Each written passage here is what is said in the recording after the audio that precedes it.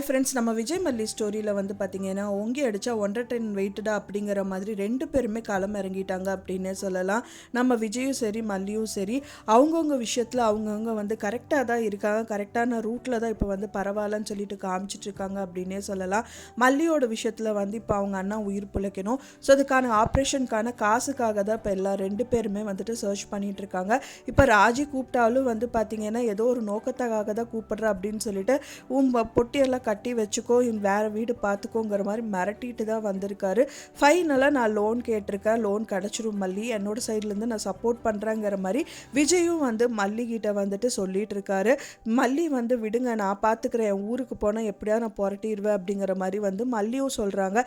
இல்லை இல்லை, நான் யார் உனக்கு, நான் பண்ணுறேன் அப்படின்னு, எனக்குன்னா பரவாயில்லைங்க, அண்ணான்னா உனக்கு யாருன்னு பாருங்கள், அவங்க வந்து 3வது பர்சன் தானே, அவருக்கு நீங்கள் எப்படி ஹெல்ப் ஏன் அப்படியெல்லாம் சொல்கிற அப்படிங்கிற மாதிரி கேட்குறாரு. ஃபைனலாக அது நான் அரேஞ்ச் பண்ணி தரேங்கிற மாதிரி சொல்கிறாங்க. ஸோ தேங்க்ஸுங்கிற மாதிரி மல்லி சொல்கிறாங்க. ஸோ அங்கே வந்து பார்த்திங்க அப்படின்னா இவங்க 2 பேருக்கும் வந்து ஒரு நல்ல அந்யூன்யம் வந்து மலருது அப்படின்னே சொல்லலாம். ஸோ என்ன தான் நெருக்கங்கள் இருந்தாலும் வந்து பார்த்திங்கன்னா உங்களுக்கு பிரிவு வர மாதிரி நிறைய விஷயங்கள், ஏதாவது ஒரு விஷயங்கள் வந்து காமிச்சிட்டே இருக்காங்க. இருந்தாலும் அது எல்லாமே முறியடிக்கிற விதத்தில் வந்துட்டு கண்டிப்பாக அவங்க நடந்துப்பாங்க அப்படின்னு தான் தெரிய வருது.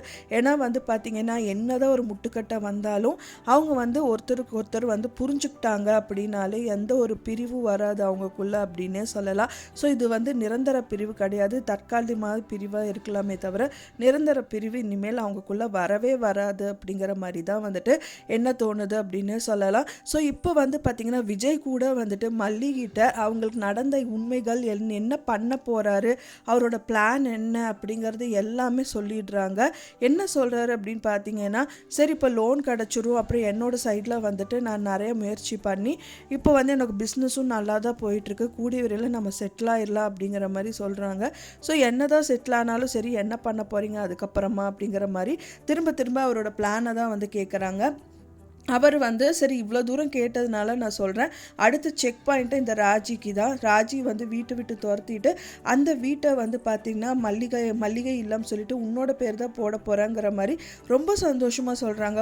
இவங்க வந்து மல்லியும் சொல்கிறாங்க, வேண்டாங்க அதெல்லாம் எதுக்குங்க, வெண்பா பேரில் போட்டுக்கலாம் அப்படிங்கிற மாதிரி சொல்கிறாங்க. உனக்கு அவன் மேலே எவ்வளோ பாசம் மல்லிங்கிற மாதிரி ரொம்ப அஃபெக்ஷனாக இருக்காங்க அப்படின்னே சொல்லலாம். இருந்தாலும் மல்லி எல்லா விஷயத்தையும் கண்டுபிடிச்சாலும் ரேணுகாவை பற்றி இருந்தாலும் சொல்ல முடியாது ஒரு சூழ்நிலையில தான் தள்ளப்பட்டிருக்காங்க. கூடிய விரைவிலே மல்லியும் வந்துட்டு இந்த ரேணுகா வந்து நீங்கள் நினைக்கிற மாதிரி வந்து உண்மையான பர்சன் கிடையாதுங்க, மனசில் நான் சொன்னால் உங்களுக்கு கஷ்டமாக இருக்கும் தான் நினைக்கிறேன், இருந்தாலும் என்னால் முடியலைங்க, இதுதான் உண்மை, அவங்க ரேணுகாவே கிடையாது, நான் முதல் சொன்னதே தான், எப்போ நம்ம வந்து ட்ரிப்பு போகும்போது சொல்லியிருந்தோம், அப்போவே நான் சொன்னேன் இல்லையா அவங்கக்கிட்ட, இது வந்து கண்டிப்பாக ரேணுகாக்கா மாதிரி 7 பேர் இருப்பாங்க, ஸோ அதில் ஒருத்தவங்க தான் இவங்கன்னு சொல்லியிருந்தேன். ஸோ அந்த மாதிரி தான் ஒரு விஷயம் வந்து நடந்திருக்குன்னு சொல்லிட்டு அவங்களோட ப்ரூஃப் எல்லாமே சப்மிட் பண்ணணும். ஸோ அது மட்டும் பண்ணிட்டாங்க அப்படின்னா இவங்க சைடையும் வந்துட்டு கிளியர் ஆகிடும். ஸோ அதுக்கப்புறம் எந்த ஒரு பிரச்சனையும் வராது. என்ன இந்த ராஜி தான் வந்து கடைசியில் தொந்தரவு பண்ணிகிட்டே இருப்பாங்க, ஸோ அதை எப்படியும் ஃபேஸ் பண்ணிக்கலாம் அப்படிங்கிற மாதிரி தான் அவங்களோட நிலைமை இருக்கும். ஸோ அதனால் இந்த மாதிரி வந்துட்டு பார்த்திங்கன்னா கூடிய விரைவில் இந்த ரேணுகா வந்துட்டு ஒரு விஷயமா அவங்கக்கிட்ட இந்த கறந்து அதுக்கான ப்ரூஃப் வந்து கிடச்சி அண்ட் தென் விஜய் கிட்ட வந்து கூடி விரைவில் சொல்லிடணும் அப்படிங்கிறது தான். ரேணுகாவை பற்றி பார்த்தீங்க அப்படின்னா விஜய் வந்து மல்லிகிட்ட ஒரு விஷயம் சொல்லியிருப்பாங்க, ரேணுகாவுக்கு கூட வந்து அவங்க அப்பா கதிரேஷ் நிறைய சொத்து சேர்த்து வச்சிருக்காரு, ஆனால் உனக்கு அப்படிங்கும்போது ஒன்றுமே இல்லை, நான் தான் பண்ணணும், நான் கூடிய விரைவில் நீ எவ்வளவோ பண்ணியிருக்க, அதுக்காக வந்துட்டு இந்த விஷயமாவது நான் பண்ண மாட்டேன்னா மல்லி, கண்டிப்பாக நான் பண்ணுவேன் அப்படிங்கிற மாதிரி தான் விஜய் வந்து அழுத்த திருத்தமாக சொல்கிறாரு. ஸோ அப்போவும் வந்து ரேணுகா அப்படிங்கிறத ஒரு விஷயத்த வந்து சொல்லிகிட்டே இருக்காரு. ஸோ அவங்க இல்லை அப்படிங்கிறது வந்து அவன் மனசளவில் ஏற்றுக்கணும். ஸோ அதுக்கான ப்ரூஃப் எல்லாமே சப்மிட் பண்ணணும். கொஞ்சம் கஷ்டமாக தான் இருக்கும், பட் ஆனாலும் வந்துட்டு பார்த்திங்கன்னா அவர் கண்டிப்பாக ஏற்றுப்பார். ஏன்னா ஸ்ட்ராங்கான தூணாக வந்து மல்லி இருக்கிறதுனால சாஞ்சா கூட தாங்கி பிடிக்கிறதுக்கு அவங்க இருக்காங்க. ஸோ வெயிட் பண்ணி பார்க்கலாம் ஃப்ரெண்ட்ஸ் என்ன நடக்குது அப்படின்னு சொல்லிட்டு. நான் சொன்ன இந்த தகவல் உங்களுக்கு பிடிச்சிருந்தா மறக்காமல் லைக் பண்ணுங்கள், ஷேர் பண்ணுங்கள், கமெண்ட் பண்ணுங்கள், சப்ஸ்கிரைப் பண்ணுங்கள். மேலும் இன்னொரு மல்லி சீரியல் அப்டேட்டோட நெக்ஸ்ட் மீட் பண்ணுறேன். தேங்க்ஸ் ஃபார் வாட்சிங் மை டியர் ஃப்ரெண்ட்ஸ். நெக்ஸ்ட் வீடியோவில் பார்க்கலாம்.